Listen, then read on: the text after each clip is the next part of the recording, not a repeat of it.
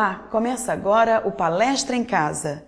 Este é o programa onde você confere a visão da doutrina espírita sobre diversos temas. Hoje nós vamos falar de justiça, amor e caridade. O palestrante Carlos Roberto Carneiro tem ótimas reflexões sobre o assunto. Confira. Vamos falar hoje a respeito de lei de justiça, de amor e de caridade. E quando nós buscamos no dicionário o que significa justiça, nós vemos lá no Aurélio a seguinte definição: a virtude de dar a cada um aquilo que é seu, a faculdade de julgar segundo o direito e melhor consciência. E o interessante é que todos nós temos o sentimento de justiça inato, é natural, pois nós não aprovamos nenhum sentimento que não seja justo. Ou seja, tudo aquilo que é injusto, nós não aprovamos. E de acordo com o nosso desenvolvimento moral, nós vamos aprimorando esse senso de justiça. Ou seja, cada vez que eu evoluo moralmente, mais o senso de justiça aumenta também. E é por isso que muitas pessoas simples, do ponto de vista cultural, muitas vezes têm mais senso de justiça do que aquelas pessoas que têm grande cultura. E se nós pegarmos um exemplo para a gente visualizar isso, dentro aqui do nosso espaço, todos nós, vamos hipoteticamente supor que encontremos nós, de repente, no meio de uns jornais, na esquina, no lixo, estamos passando sozinho, não tem ninguém. Vemos uma pasta de couro, uma pasta bonita, e achamos estranha aquela pasta ali. E pegamos aquela pasta.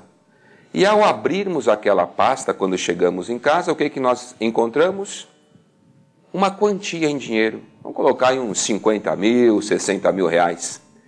E junto com esse dinheiro está a documentação do dono daquela pasta. Então nós vamos colocar aqui 3 opções de escolha. A primeira, devolver a pasta para o seu legítimo dono, com os documentos que estão dentro e com o dinheiro.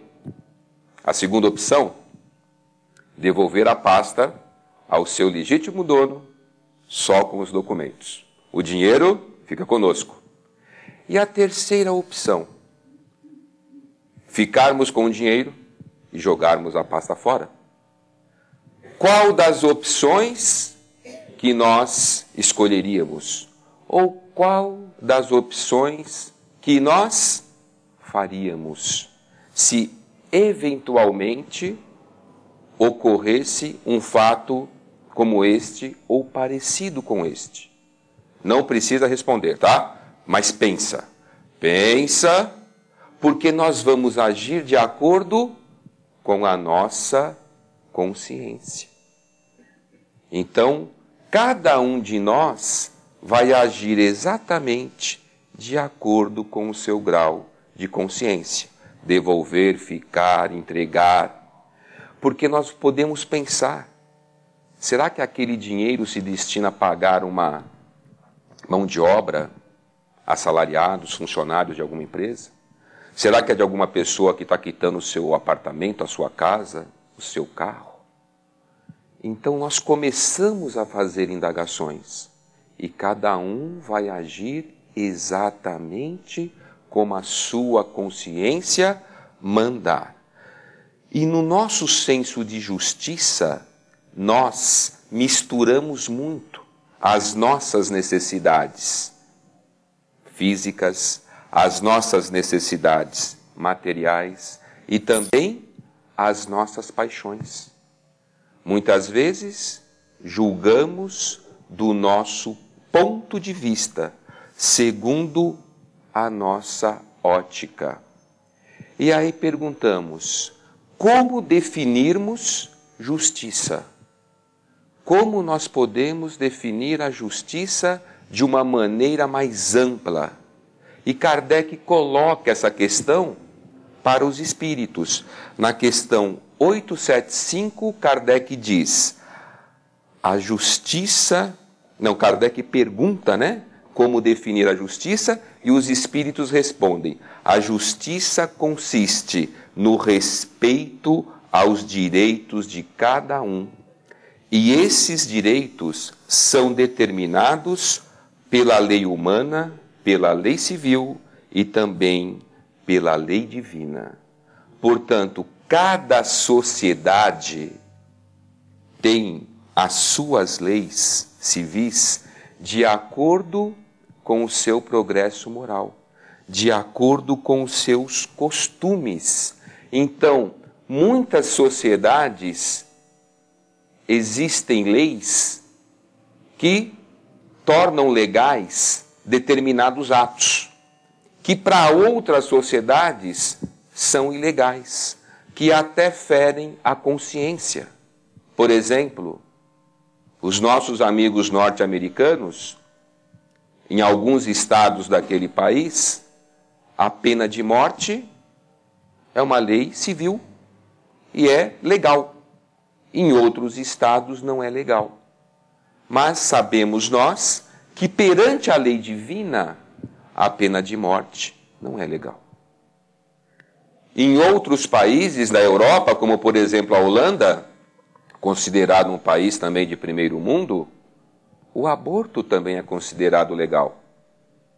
Então, pela lei humana, pela lei civil, é legal. Mas pela lei divina, não é justo, não é legal. Podemos concluir então que nem sempre o direito está vinculado à justiça, devido ao nosso próprio estado evolutivo. E a justiça é exatamente realizarmos, fazermos aquilo que queremos que seja feito para nós, fazermos para o próximo. Aquilo que queremos que seja feito para nós, querermos que seja feito para o próximo. E assim, paulatinamente, todos nós vamos desenvolvendo esse conceito dessa lei natural, através da nossa própria vida social, que nos concede direito e também nos concede obrigação. Nos concede direitos, nos concede obrigações. Lembrando sempre que todo homem é igual perante a lei. Que o nosso direito termina aonde começa o do meu semelhante. Então, aqueles que moram em um apartamento sabem exatamente que não pode fazer barulho excessivo após as 10 horas. Porque vamos ferir o direito do outro de não querer escutar música ou não querer escutar conversas com tom mais elevado. Temos também aqueles cruzamentos de via pública. Quando não há na via pública sinalização de qual via é a principal, diz a legislação de trânsito que a preferência é de quem vem à direita.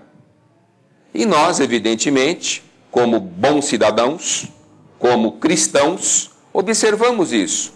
E se existem 2 veículos chegando ao mesmo tempo naquele ponto, nós, por uma questão também de bom senso, muitas vezes deixamos o outro passar direito. Primeiro, principalmente se o outro for uma dama. Todos os cavalheiros deixam as damas passarem primeiro. E no trânsito é a mesma coisa, ou não? Se fosse uma ambulância, nós não pararíamos, mesmo que nós estivéssemos na via principal? Então, determinadas circunstâncias, nós somos levados a usar o nosso bom senso. Então, por que eu não posso dar a passagem? Por educação, por bom senso, por cavalheirismo. O que acontece também nos assentos dos transportes públicos. Muitas vezes tem alguém lá, né, sentado num banco que está escrito assim, porque é necessário ter lei, né? Pela falta de bom senso, muitas vezes é necessário que exista uma lei. Então tem uma lei destinada lá, ó, esse banco é destinado a pessoas portadoras de deficiência, idosos e gestantes. E mesmo assim, às vezes tem alguém sentado lá. Tem uma gestante, um idoso, uma pessoa com uma deficiência física, e muitas vezes não há o bom senso da criatura de ceder o lugar. Então nós vemos que falta também no nosso senso de justiça o bom senso, a educação. E será que nós temos neste planeta a justiça plena? Será que nós, hoje, no século XXI, atingimos essa justiça plena? Com certeza não. O que é justiça para você? Será que é dar aquilo que é seu? Permitir que você tenha tudo o que precisa ou até tudo aquilo que almeja? Detalhe, nós não sabemos o que é justiça ao certo. Ainda somos pouco conhecedores das verdades. Ouvimos falar da justiça dos homens, das leis civis e até de justiceiros. Mas e a justiça de Deus? Será que é tão fácil assim para entendermos completamente o seu significado? Kardec fala que a justiça consiste no respeito aos direitos de cada um. Cada sociedade tem seus direitos diferenciados e de acordo com seu progresso moral. Há lugares que são a favor da pena de morte, da legalização do aborto, da bigamia, de tratar a mulher como um animal, como uma propriedade do dono. O que a justiça do homem não vê, a justiça de Deus cobra. Nada fica em vão perante as leis divinas. Tanto o que realizamos de bom, como o que realizamos de ruim e de errado. Quando falamos de justiça, falamos de direitos e deveres, portanto de obrigações. Temos o livre-arbítrio, mas em tudo deve existir limites, equilíbrio. Nosso direito termina quando começa o direito do outro. Para falarmos de amor, temos que, no mínimo, nos colocar no lugar de nosso semelhante e procurarmos sentir conforme os sentimentos do outro. E a caridade? Como exercitar ou mesmo praticar a caridade, seja de que tipo for, se não colocarmos o amor em primeiro lugar e na verdadeira condição de oferta, de estender a mão àqueles nossos irmãos necessitados? Vamos para um rápido intervalo e voltamos já já. Não saia daí.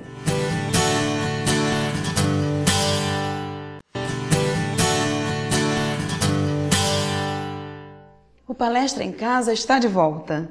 E no bloco anterior falamos sobre amor, justiça e caridade. E não há como citar essas três palavras e não lembrar de família. Tema tratado por Disseu Lutke. Assista. Muito bem, o assunto de hoje é um desafio chamado família. E essa colocação, desafio chamada família, relacionamento entre filhos e pais, e de toda aquela série de acontecimentos que envolvem uma família, o que nós passamos hoje, se nós olharmos as vidas que nós deixamos para trás, porque nós somos os protagonistas da história, né? Ao lermos a história da humanidade, nós estamos lendo a nossa vida. A cada ocorrência num lar, nós vamos nos situarmos ali. Um filho era motivo de vergonha para o nome do pai, a porta da rua lhe era indicado, né? Talvez nós tenhamos feito isso também com uma filha, com um filho, né? Quantas jovens foram expulsas de casa por conta da vergonha que fizeram os pais passarem. Porque o nome para nós era muito importante, a posição social, Eu tenho um amigo, por exemplo, que nenhum dos irmãos deles, eles são em quase 10 irmãos, nenhum recebeu o nome do pai. Porque o pai era um homem muito correto, muito cioso das suas obrigações, e ele, com o receio que talvez um dos filhos viesse a manchar o seu nome, ele não colocou o nome em nenhum dos filhos. Todos eles têm nomes assim, totalmente diferentes. E tudo isso faz parte da nossa cultura, da história das nossas famílias, né?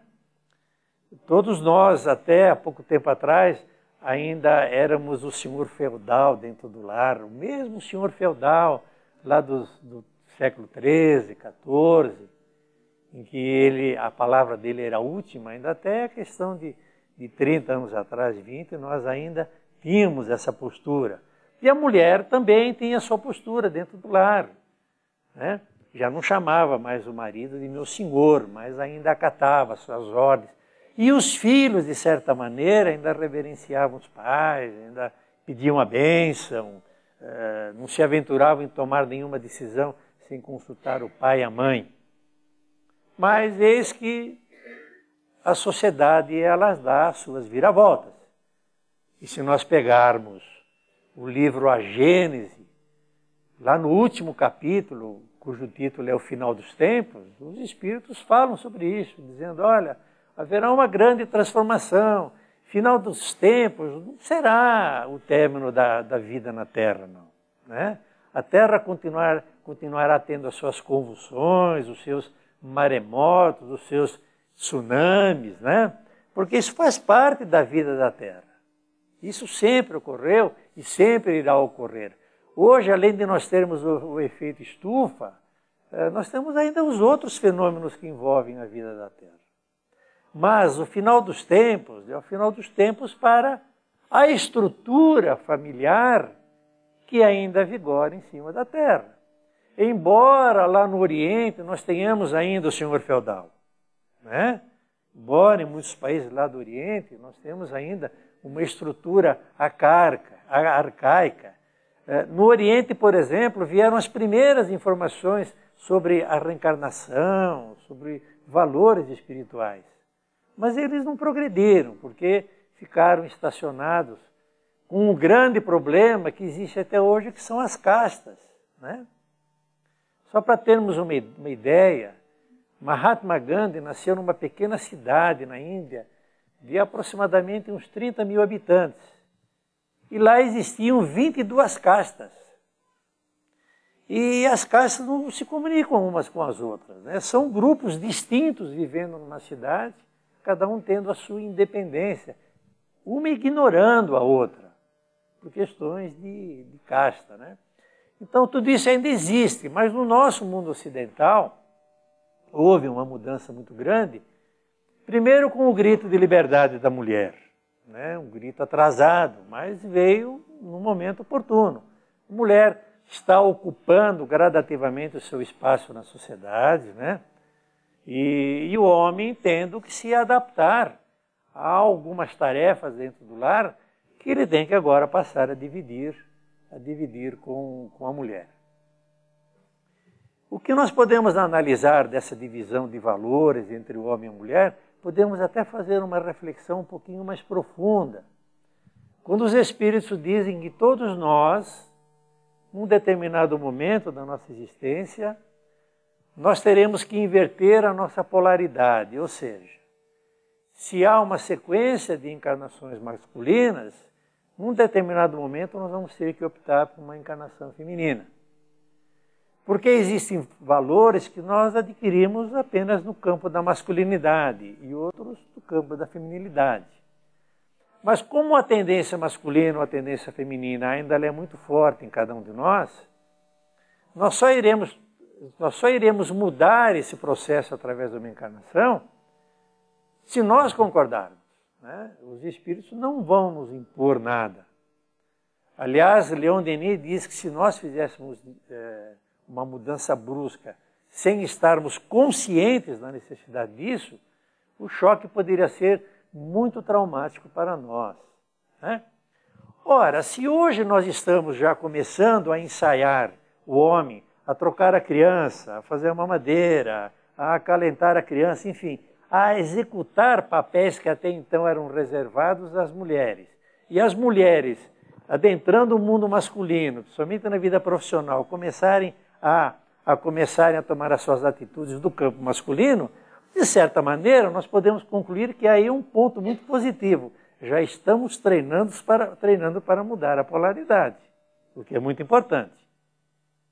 Bom, isso causou uma mudança muito grande, porque agora já não tem mais o senhor feudal dentro do lar, nós vamos ter que dividir as nossas responsabilidades. Mas nosso lar tremeu, principalmente da parte dos homens, principalmente, né? Ora, se não bastasse isso, outros elementos vieram incorporar a problemática do lar, que é o uso da droga, né? Hoje nós temos 4 grandes economias que comandam ainda a sociedade da Terra. A venda de armas, em primeiro lugar, que é campeã. A segunda são as drogas. A terceira é a prostituição, e hoje já atinge todas as escalas da idade, né? E a quarta é uma última, mas já é uma grande economia, que é a pirataria, né? Então imagina a Terra, como ela está presa a grupos que não oferecem progresso, apenas favorecem grupos isolados. E enquanto isso não for rompido, nós não vamos conseguir ter uma sociedade mais equilibrada em termos de valores sociais. Paralelamente a essa estrutura econômica, nós temos uma miséria muito grande. Ora, nós falamos do Chico. O Chico foi visitado, a questão de uns 30 anos atrás, pelo seu guia espiritual Emmanuel, que foi visitá-lo à noite e disse o seguinte: olha, Chico, nós vamos fazer uma viagem. E o Chico o acompanhou. E chegaram num determinado lugar onde haviam muitos espíritos. Mas eles viviam numa promiscuidade total. O que nós imaginarmos de promiscuidade em todos os sentidos é o que viviam aqueles espíritos. E o Chico, não entendendo o porquê daquilo, perguntou a Emmanuel: mas por que você me trouxe aqui? Ele falou: Chico, esses espíritos eles estão sendo preparados para reencarnar na Terra. E aí então nós fazemos uma pergunta a vocês: onde é que estão esses espíritos? Estão à nossa volta. Eles balançaram a nossa sociedade, claro, balançaram a nossa sociedade e balançam em muito. Ora, se isso não fosse providencial, os espíritos não permitiriam. Esses espíritos, talvez, eles estejam apenas transitando pela Terra, apenas passando pela Terra e tentando recolher alguns valores da nossa sociedade. Com certeza estão recolhendo poucos valores, né? Estão apenas passando, muitos desencarnando em tenra idade. A quantidade é muito grande. Ora, pela própria natureza deles, pela própria deficiência em todos os sentidos, eles são os primeiros envolvidos no mundo da droga. Desafio chamado família. E que desafio, hein? Quando nos é programada a reencarnação, o espírito já está com o merecimento de fazer a sua própria programação, não é? E em alguns casos podemos dar algumas sugestões ou até palpites, que nem sempre são aceitos. E quase sempre somos convidados a renascer juntamente com as pessoas que não costumavam ter afinidade com a gente, não tão amigos assim, não tão parceiros. A família é a base da sociedade e através do convívio, exemplos e costumes, nos tornamos seres melhores ou até desenvolvemos certos hábitos não tão saudáveis assim. Dependendo do lugar onde vivemos, as formas de nos vestir, de falar, de comer, de aprender são diferentes. Mas é justamente no seio da família que devemos nos educar, seguindo os princípios ensinados pelo Mestre Jesus. A evangelização é importantíssima para toda a família, mas principalmente para as crianças, pois é na infância que deixamos plantados em nossa mente tudo aquilo que vai nos sustentar no futuro. São as sementes com interrogações que nos levam ao conhecimento e à busca daquilo que é certo ou errado para nós. Vamos para um rápido intervalo e voltamos em instantes. Não saia daí.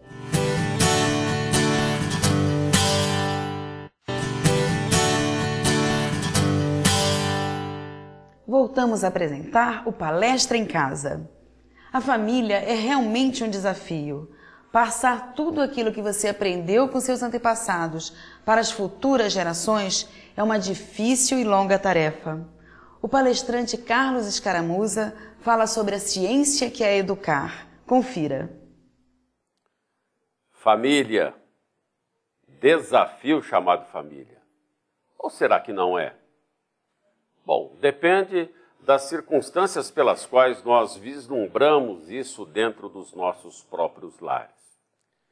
Agora, a ênfase que nós vamos procurar dar a essa ciência de educar, doutrinar e evangelizar é para que nós possamos realmente buscar bastante reflexão sobre esse assunto, porque constantemente nós estamos falando da família, da parentela, desse desafio de nós ali envolvidos novamente, para que nós possamos, através da nossa abnegação, do nosso amor, nós procurarmos nos desvencilhar de eventuais situações pretéritas que precisam ainda do nosso esforço, da nossa coragem, da nossa oportunidade de nós mudarmos tudo isso através da doação, através do amor.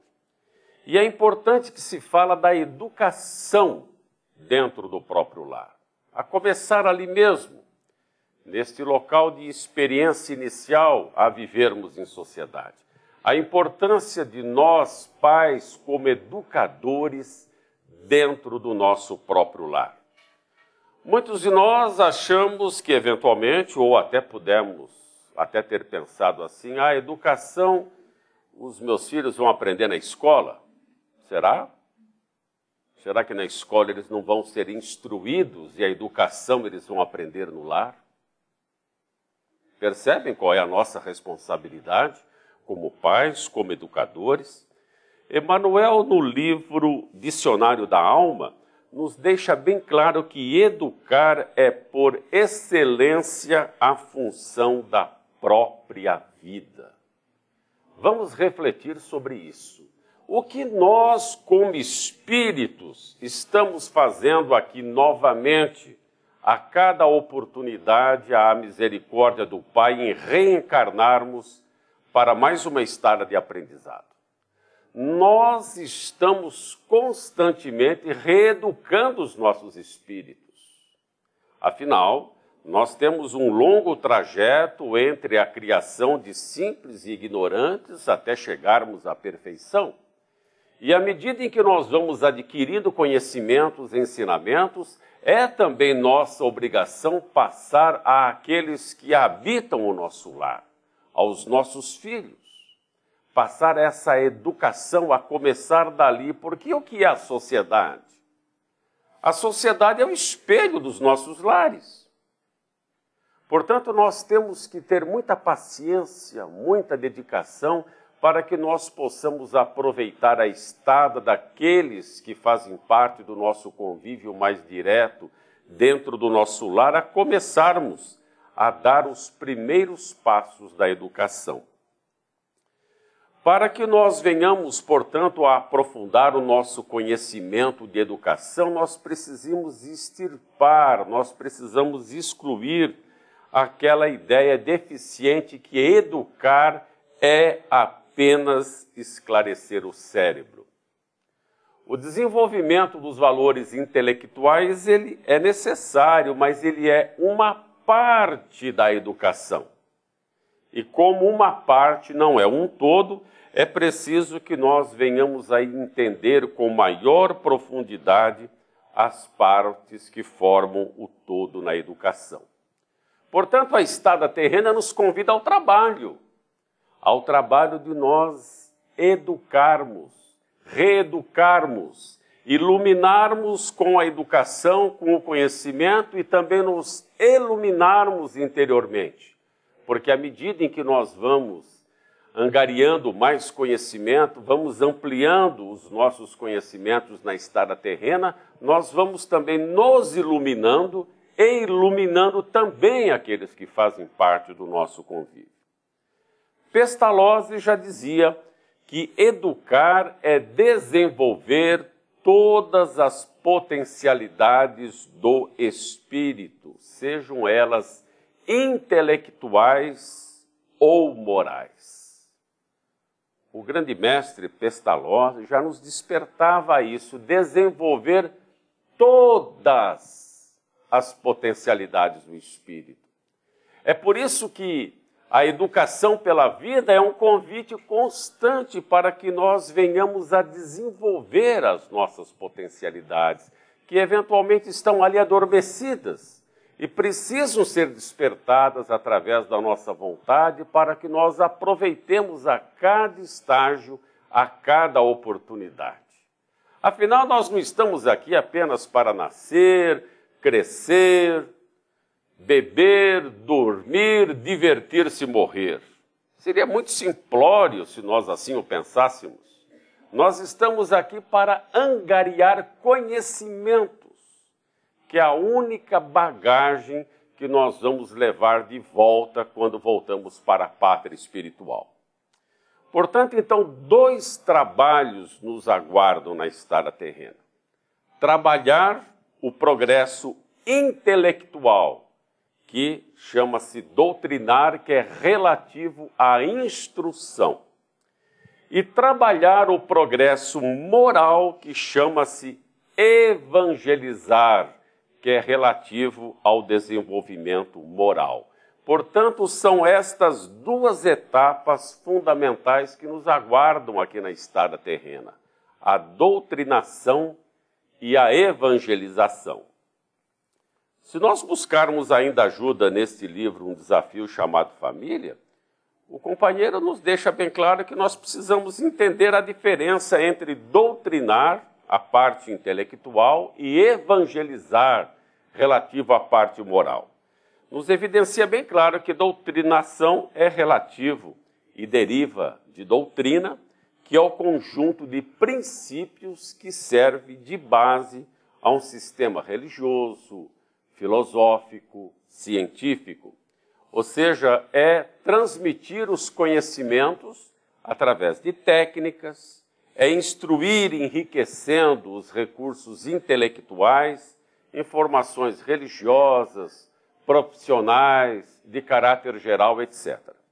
E evangelizar é atingir a alma, o espírito com profundidade, é atingir o coração transmitindo os valores morais e elevados do Evangelho através da nossa prática constante e do exemplo pessoal. Percebam a responsabilidade nossa nos lares quando os nossos filhos começam a chegar.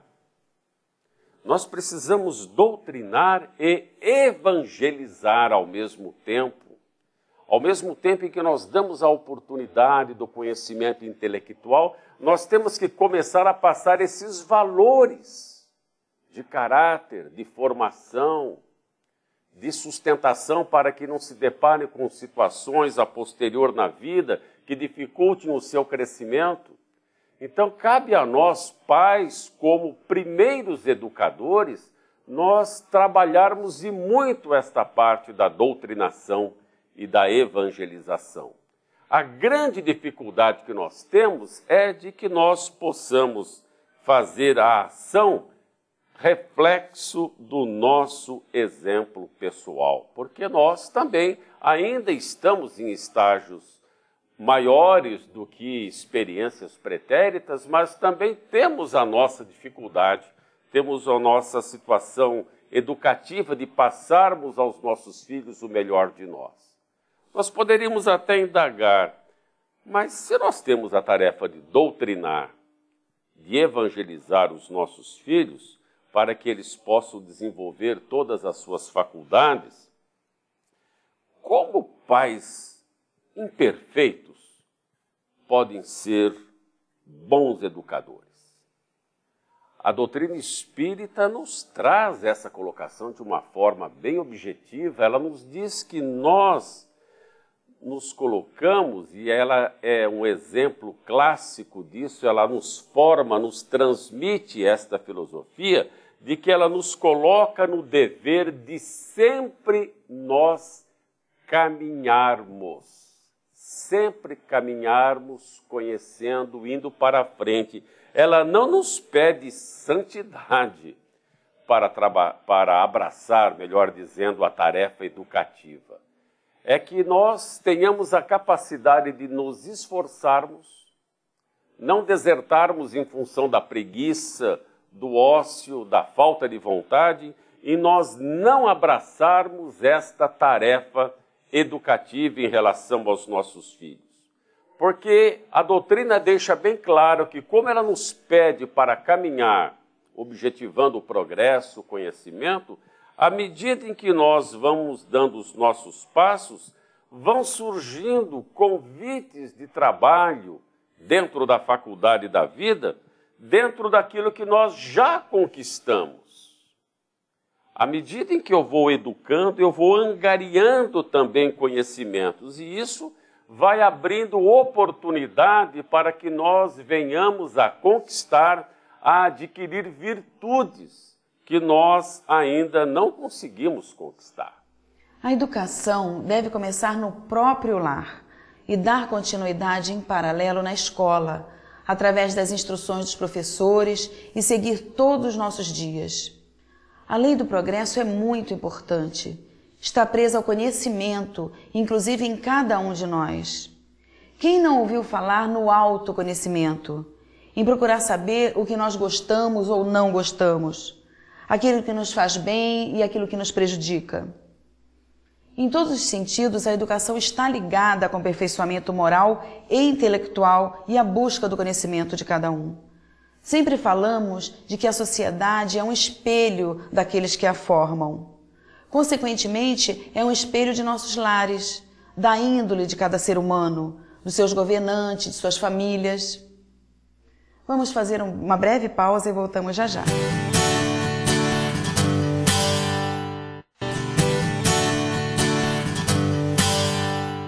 Estamos de volta com Palestra em Casa. E neste último bloco do programa, o palestrante Jeter Giacomini Filho explica um pouco sobre o espiritismo e sobre a aflição. Afinal, quem nunca se sentiu aflito? Veja. O Evangelho é segundo o Espiritismo, mas não é um Evangelho diferente. Fazendo um esclarecimento importante para aqueles que estão aqui pela primeira vez, porque, infelizmente, nós ainda cristãos no mundo, lamentavelmente, às vezes nos dividimos. É um grande atestado de ignorância espiritual, porque Jesus veio exatamente para nos unir.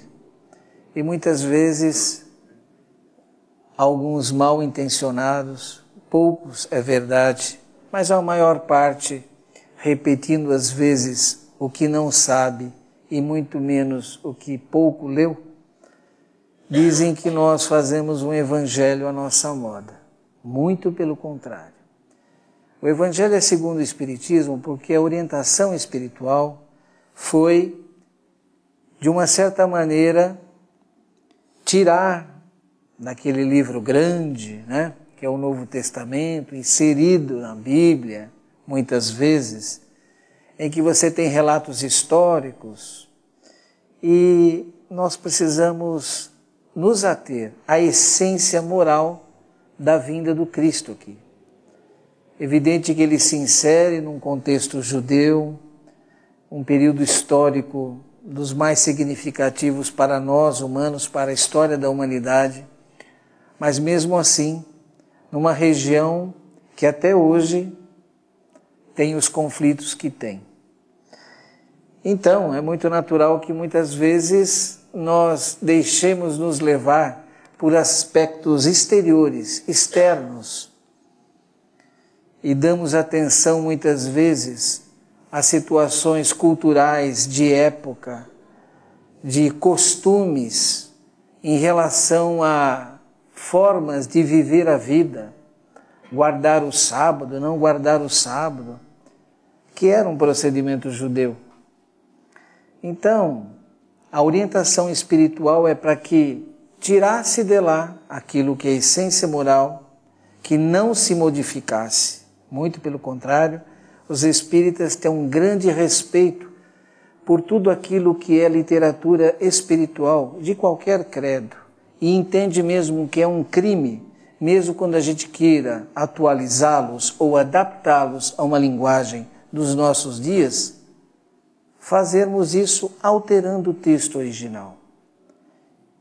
Isto não é honesto intelectualmente e é muito perigoso espiritualmente também, por conta de desviar a mente de outras pessoas. Então o Espiritismo vai buscar em traduções do Evangelho, consagradas pela cultura humana, os extrai, os agrupa por ordem de tema, de conteúdo, porque Jesus se manifesta em muitos momentos com temas semelhantes, porque estava em povos, em locais diferentes. E não que ele repetisse a lição, mas ele reafirmava muitas vezes um conceito de uma maneira diferente, e eles são assemelhados. Então há essa reunião. E depois dessa reunião, aí sim, há o comentário, tanto de Kardec, o codificador, como também os espíritos, alguns dos quais foram contemporâneos de Jesus à época de sua passagem entre nós. E, portanto, o Espiritismo vem, no tempo histórico, cumprir a profecia do próprio Jesus.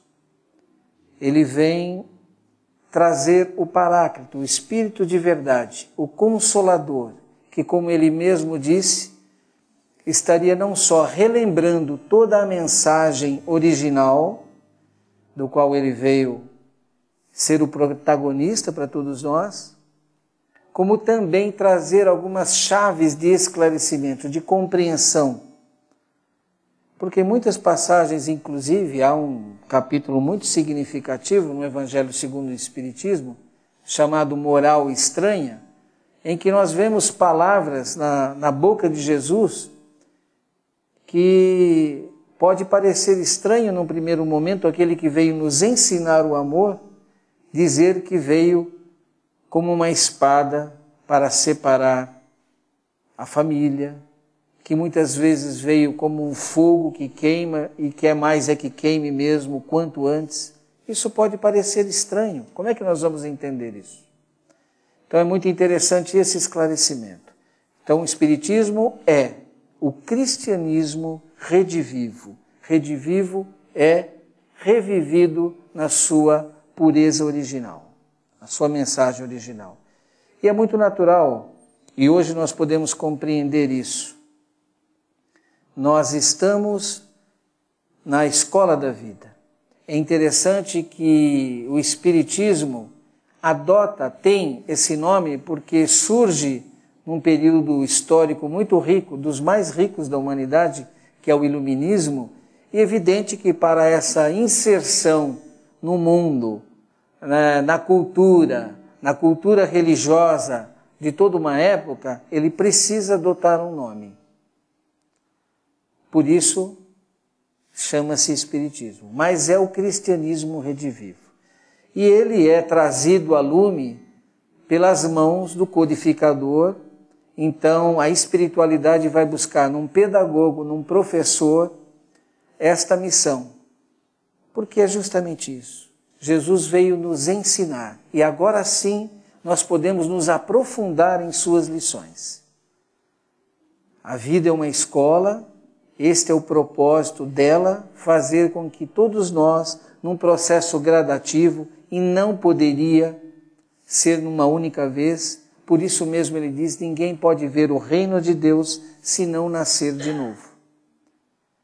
Então vamos ao tema anunciado. Bem-aventurados os aflitos. Eu vou ler aqui uma ou mais passagens só para aclarar ou reavivar a nossa memória.